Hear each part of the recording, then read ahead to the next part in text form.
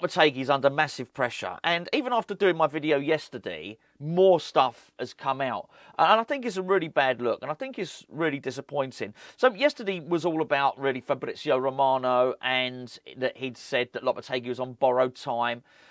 I was going to say I am pretty damn confident that a lot of his information, Romano's information about West Ham, comes from Tim Stuyton. And as I mentioned yesterday, I think that if he had a story about West Ham, he'd have checked it with Tim Stuyton. If the story was wrong, Stuyton would have told him and he wouldn't have run it. But he ran with a story anyway, which was, he better pick things up pretty damn quickly, basically, or he's going to be in trouble. That was the general gist of what Fabrizio Romano was saying.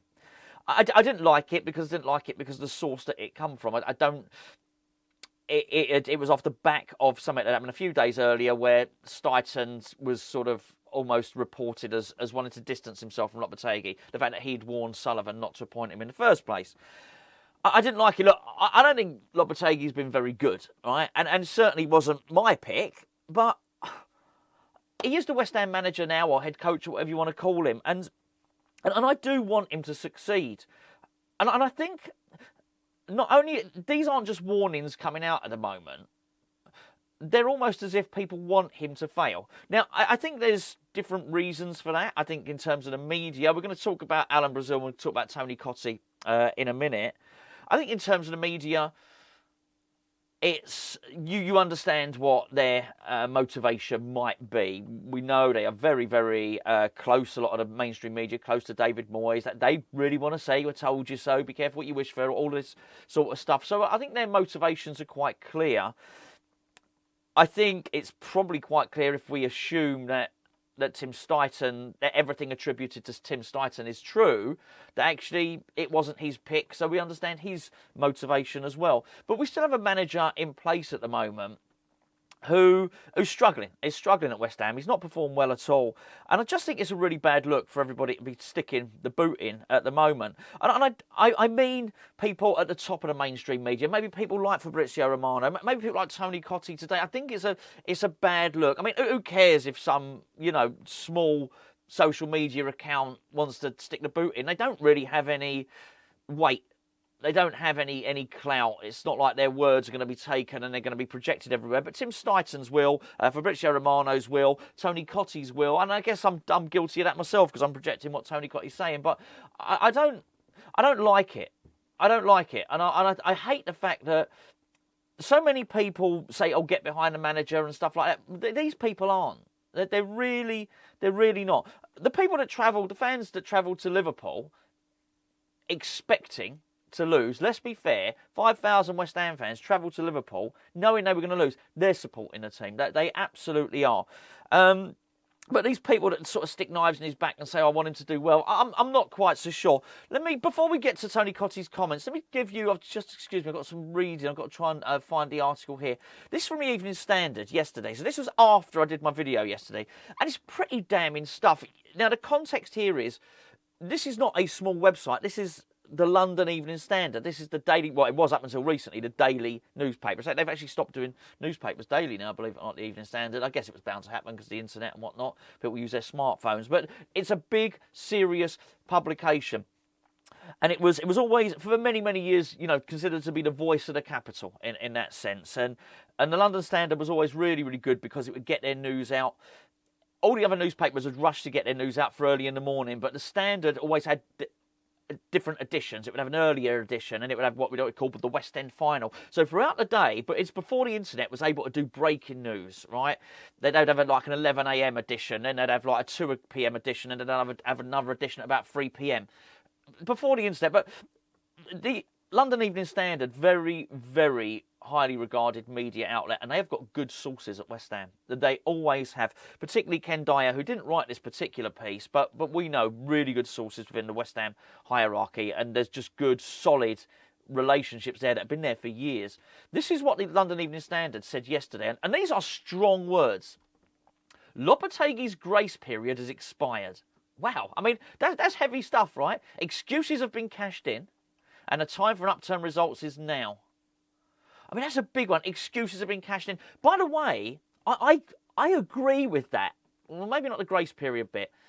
But the excuses cashed in, I do agree with. That's not what I'm arguing with. I'm not saying Lopetegui's done a good job. I just see, I'm seeing bullying going on now, and I think it's a bad look. And to be honest with you, I'm really rooting for the guy. I watched him at the press conference yesterday. He apparently arrived at the press conference on crutches. He had his leg heavily bandaged up. Look, let's be fair. He injured himself throwing a temper tantrum. Okay, brilliant. Well, not crap, whatever. But I do have a level of sympathy for him. He's under massive pressure. I wouldn't say West Ham is his dream job. How can it be? He's managed Real Madrid and he's managed the Spanish national team, of course. But he thinks the Premier League is the best league in the world, and it was his ambition to stay here. After Wolverhampton Wanderers' job collapsed or he walked away, whatever you want to say, he said, I'm going to stay in England, I'm going to study the league, and this is where I want to be. And so, let's be fair, he's done a pretty crap job. His tactics are crap and all the rest of it so far. They really have been. I'm not pretending that he's good, but there's something... I'm really uncomfortable. You know, realistically, his job only started in August. First game's in August. I'm pretty uncomfortable with somebody being under threat of the sack in September at West Ham. I really am. Excuses have been cashed in. I agree with that. I agree with that. And I'll tell you why. Because he's been heavily backed. He really has. And I understand I'm probably, during the process of me saying this, I'm probably persuading myself why he should be under pressure. And okay, he is under pressure to get results, but I just don't feel... I don't feel Fabrizio Romano needed to say it. And I understand. In fact, I can't. I was just about to say he probably wants to get clicks. I don't think Fabrizio Romano gets big clicks by reporting on West Ham. I really don't. He could say something about Kylian Mbappe. He's got links over at all the biggest clubs in Europe. He could talk about Erik ten Hag. Whatever, any number of things. I don't think he needs to do it at West Ham. I really don't. Even though I do. I guess it is a big-ish story. I just don't think it's helpful.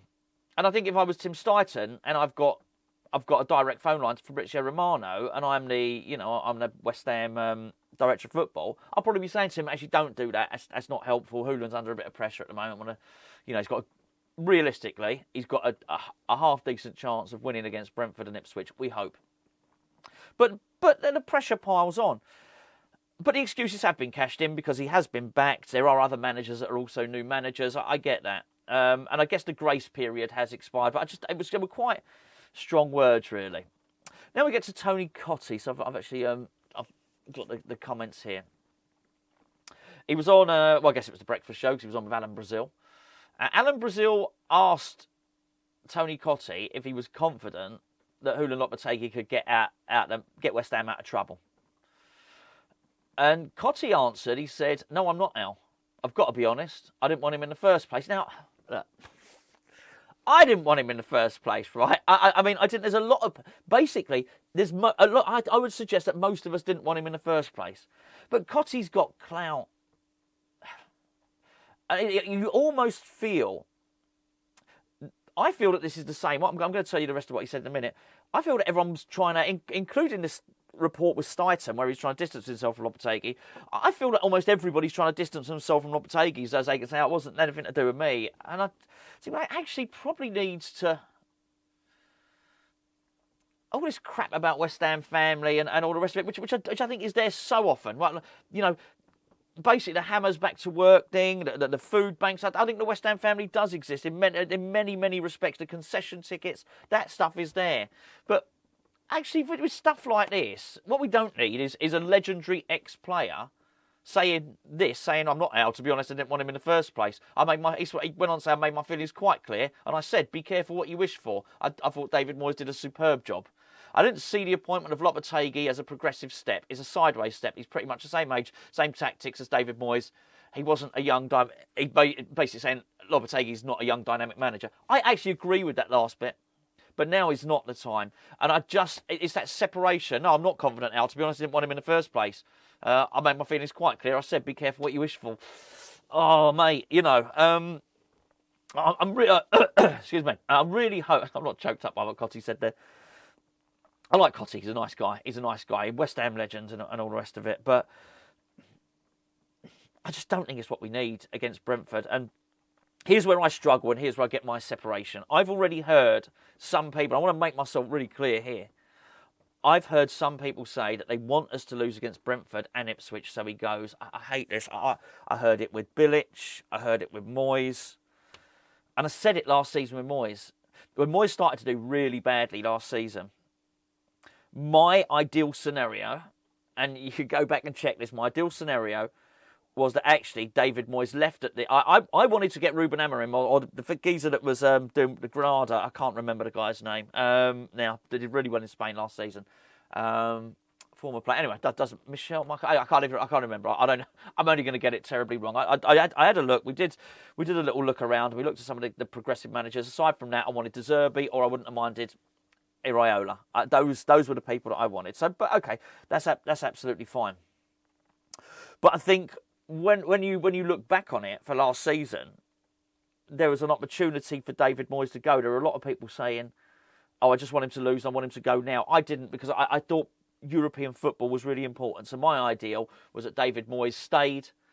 David Moyes got us European football, and then he went out on a high. So the next manager coming in would have European football. That was my ideal. I didn't want David Moyes to oversee this rebuild, which West Ham so obviously needed. So I think that's the thing there. So I struggle now. I want to separate myself from that. I don't want West Ham to lose against Brentford and Ipswich. I just don't. I really don't. I want him to make a good go of it. I don't want to replace the manager again so soon. I really don't. I think, look, Gio and Frankie did a video the other day, and something Frankie said was very true, very, very true. He said, I think most of us didn't expect Lopetegui to be here for much more than 18 months, 2 years.